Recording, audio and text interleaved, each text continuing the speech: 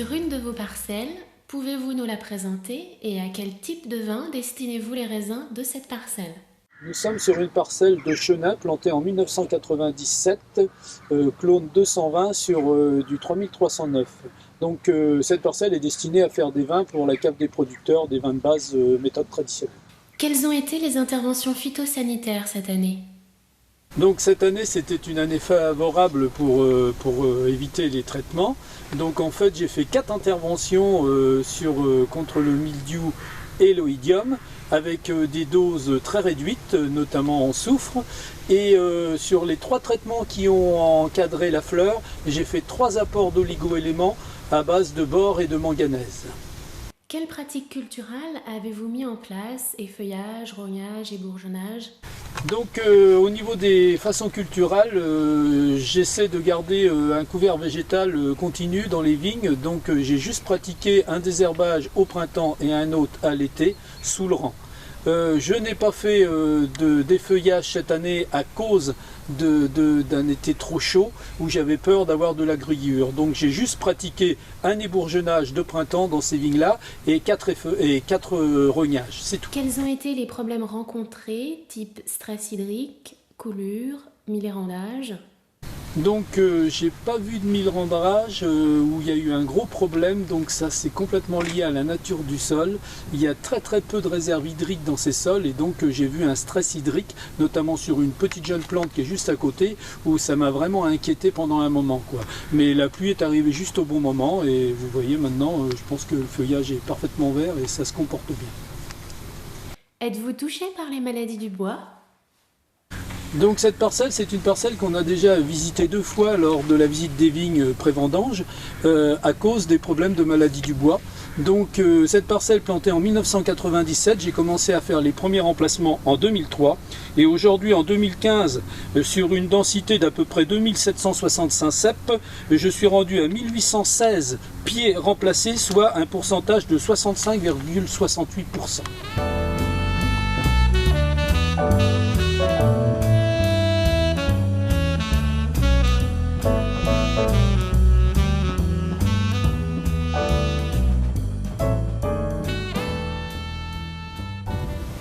Nous sommes sur la parcelle plantée sur le Mock Baril, 1 hectare de chenin, et une parcelle sur des sols très caillouteux, avec des perruches, des argiles à silex, pardon. C'est des sols qui sont plus destinés à faire des vins tranquilles.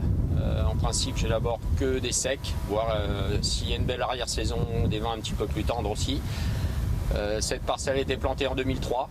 Donc commence à avoir des belles maturités et puis un mode de taille qui est assez adapté, je trouve, pour avoir une bonne aération et avoir des belles maturités sur les raisins. Donc les façons culturales pour cette parcelle, ça a été un premier passage avec des intercepts rotatifs, donc pas de décavaillonnage cette année, et j'ai continué avec des intercepts à lame, voilà, pour pallier à la pousse de l'herbe au niveau du rang. J'ai laissé un enherbement sur la bande de roulement. Voilà, après il y a eu donc un épampage de fée, bien sûr, un ébourgeonnage et un effeuillage par la suite qui a été réalisé à la chute des capuchons floraux, là avec un système de pulsion d'air. Voilà. Nous sommes sur une jeune vigne et j'ai vu apparaître les premiers symptômes de maladie d'esca au bout d'une dizaine d'années. Donc on attend avec impatience le produit miracle pour lutter contre ce fléau.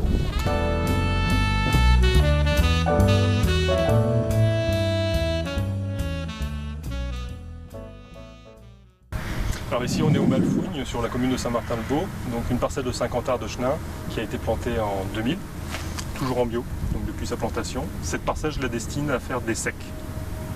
Alors sur cette parcelle il y a eu un ébourgeonnage manuel, ensuite il y a eu un essimage, 2 rognages, un effeuillage, et puis au niveau du sol ça a été travaillé à la lame, il y a eu 6 passages.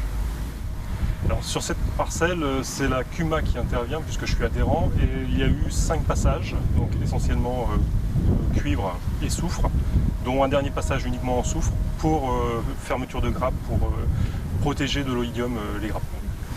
Cette parcelle a rencontré des problèmes de maladie du bois les années précédentes. Et suite à une formation avec François Dalle, SICAVAC, j'ai mis en œuvre ce qui avait été expliqué. Et je constate que ça donne de bons résultats, notamment sur les flux de sève.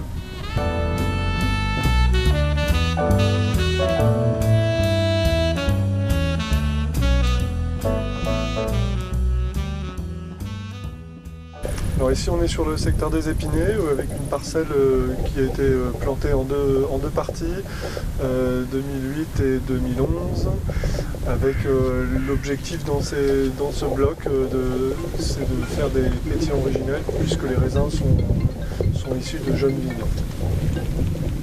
Cette année, on a réalisé des traitements à base de cuivre, surtout sous forme sulfate, et des soufres mouillables ainsi que soufre-fleurs, essentiellement. Quelques tisanes aussi, et près l'ortie par exemple, avec un nombre de traitements relativement faible pour le millésime. Sur cette parcelle, on a observé cette année un stress hydrique plutôt prononcé, dû à l'absence de pluie pendant les 3 mois de mai, juin, juillet. Ça peut se comprendre du fait que la parcelle est relativement jeune, donc le système racinaire pas suffisamment bien implanté.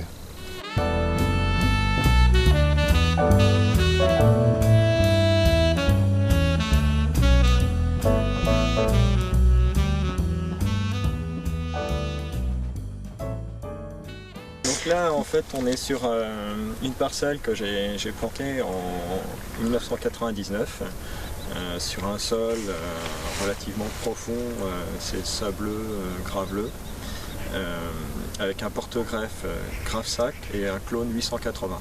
Une parcelle destinée à l'élaboration de méthodes traditionnelles. Les pratiques culturales, cette année, on a fait un ébourgeonnage manuel suivi de 3 rognages dans la saison.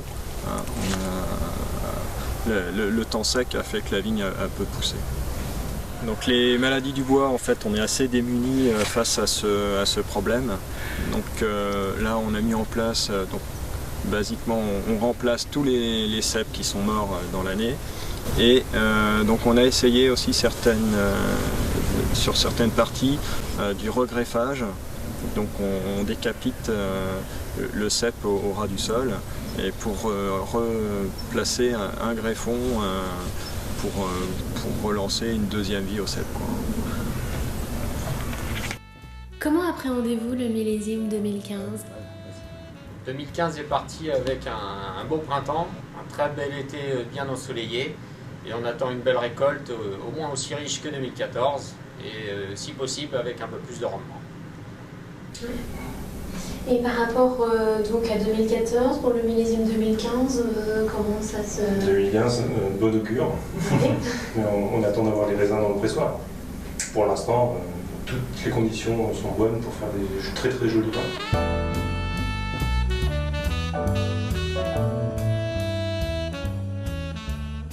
Alors le millésime 2015, je l'appréhende pas, en fait on l'attend. Et ça fait en fait plusieurs années, 3 ans où on a des millésimes compliqués, on a eu des accidents climatiques. Et cette année c'est plutôt une année dans la norme. Et c'est un millésime qui est attendu depuis déjà plusieurs années. 2015. 2015.